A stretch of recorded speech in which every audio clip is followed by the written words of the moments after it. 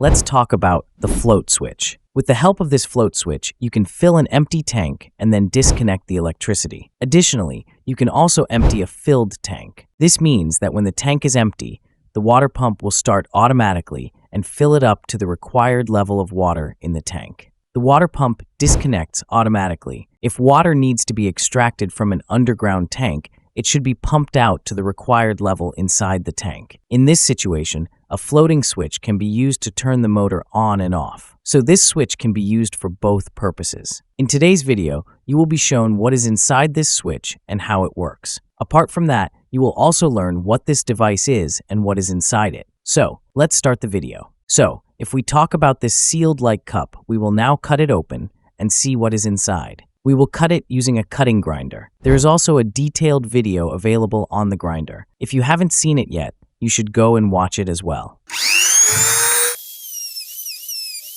Now we will open it and see that it contains gravel and stones. It's simply designed as a weight, so it is used for balancing purposes. Similarly, we will cut open the float switch as well.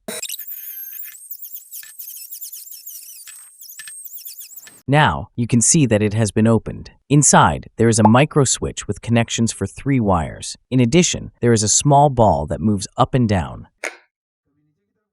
We will now open the switch, so observe it carefully. Sometimes it connects to one point and sometimes to the other. This means that the black wire is our common wire, and it is normally connected to the brown wire. One series connection generated between black and brown wire. As the micro switch pressed, the connection between black and brown wire disconnected, and now it's jointed to blue wire, and another series connection generated between black and blue wire. Now we have fixed it, so let me show you how it works. Watch closely. When the ball moves, the lever shifts backward. When the ball moves forward, you can see that the switch turns off, causing the micro switch to turn off as well. When the ball moves back down, the lever moves upward, and the switch returns to the open position. This means that the switch turns on from one side and off from the other. This is how the float switch functions. Click on the left or right thumbnail to watch our next videos, and subscribe. Thank you.